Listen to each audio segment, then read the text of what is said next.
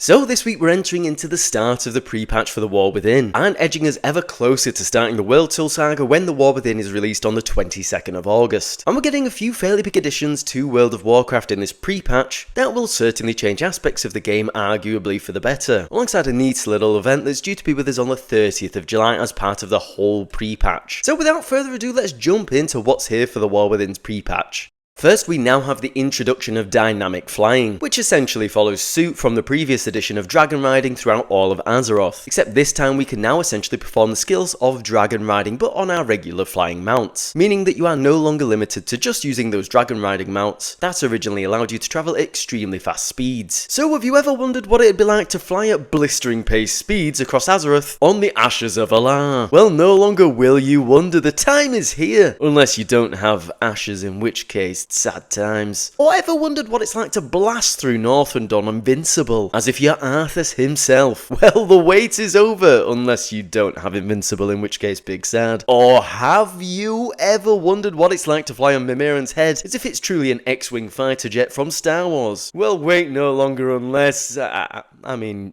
you get the idea. However, for those who still prefer the old-fashioned method of flying, you can toggle dynamic flying on and off easily with the click of a button. For those times where you're heading to a destination but you want to take your time and enjoy the scenery a bit more, or maybe go off and make a coffee. With dragon riding overall being renamed to dynamic flying now, it is also learned at level 10 instead of previously at level 60. Now, arguably the most exciting addition in the pre-patch is the introduction of Warbands, which will finally see your heroes and long-lost forgotten alts sit around the campfire looking rather menacing and ready to dispense some justice. When you log into the game, you'll see a selection of your characters and choose who you're heading out with the ability to assign 4 characters to one scene, with more scenes planned for you to collect in the future. And once in a warband, you will no longer need to swap between realms to see these characters on your main warband character screen. Things will also be shared across this warband, such as reputation, so when one character farms a reputation in your warband, this then is shared across all characters in the warband to avoid having to re-farm said reputation. In-game, you'll receive a quest when you log in at level 70 to head to Tanaris, where you can kick through a few fun warband adventures, getting updates and guidance on how warbands work, which I suggest running for sure. You will also now have access to a warband bank to share any non-soulbound items between your characters on a single Battle.net account in one place, acting much like how a guild bank does in terms of appearance and purchasable tabs. And you can also deposit and withdraw gold from the warbank across your characters in your warband, saying goodbye to the age-old method of mailing gold from one character to another. Also, we've seen some helpful changes for those who like to farm transmog, as any character can now collect any item appearance regardless of whether they can equip it or not. However, the existing rules for transmogrification still exist. For example, you can collect plate armor on a warlock, but this plate armor will only be available for transmog on plate wearing classes and vice versa. And in the pre-patch, when you log in, you might notice your talents have changed somewhat. However, the majority of gameplay in terms of talents will still be waiting for the War Within's full release when we get hero talents. But we do have changes to leveling now, where Dragonflight content is the new default leveling experience for 10 to 70 instead of Battle for Azeroth. But Chromie Time is still available for those who fancy something different. Guilds are now able also to invite characters on different realms, including the introduction of a cross-realm guild bank, which will be available in patch 11.0.2. And like mentioned, we're getting a host of changes to class talents as we prepare for the introduction of hero talents, reflecting now we can have 40 talent loadouts on each character instead of 10, which is a fair enough big increase. Now, the changes to talents is quite an extensive list, so if this is something you're really interested in reading for each class, I'd say go and read it. However, when you log in, I just kind of figured out what had changed and what hadn't, and it's fairly straightforward. There's no big damaging changes, at least for the classes I played, so best of luck. And finally, we have the Radiant Echoes event, which will take place throughout all of Azeroth, starting on July 30th and finishing on August 26th. The event has various stages that occur in various zones, but to simplify it for everyone, the event starts in a specific zone, you kill mobs and complete quests in said zone, and then everyone destroys the boss like the giant loot pinata it is, and you will receive these tokens as residual memories to then go spend on some flashy new rewards or fancy gear. Good times! There will be portals available in Dalaran to take you to the exact zone where the event is occurring at that time, and then portals which will take you from the zone back to Dalaran, helping players stay in the loop for when and where they need to be. Events will originally spawn every 90 minutes on the 30th of July, but then as weeks progress go down to 60 minutes, and then 30 minutes the closer we get to the full release of the War Within. And the events and bosses take place as followed, with the Lich King coming back in Dragonblight, Onyxia returning in Dustswallow Marsh, and Ragnaros in the Searing Gorge, all appearing as ghostly blue memory versions of their former selves. For me, it's a fun little event which I'm looking forward to, and I think it's a nice trip down memory lane in preparation to highlight various parts of the oncoming World Soul Saga, which will see us return to places like Northrend by the time we are in the Last Titan. And it's gearing us up for the War Within to remind us of these past adventures throughout Azeroth. And hey, what can I say? I'm an absolute sucker for nostalgia, and anything to do with the Lich King has my vote. But there we have it, the main additions in the War Within pre-patch, seeing the introduction of dynamic flying, warbands, and eventually the Radiant Echoes event where we get to fight remnants of the past, and say hello to Daddy Arthas once again, all as well as some cross-realm goodness that's incoming for guilds. And in the meantime, till release, I'm pretty happy with this pre-patch. It's not overwhelming and is bringing in some pretty useful things with warbands, and I'm pretty happy that our regular flying mounts are now available for use for dynamic flying, and we're not just restricted to the dragon flying mounts. But let me know what you think. What are your thoughts on the War Within's pre-patch, and will you be joining in? Be sure to let me know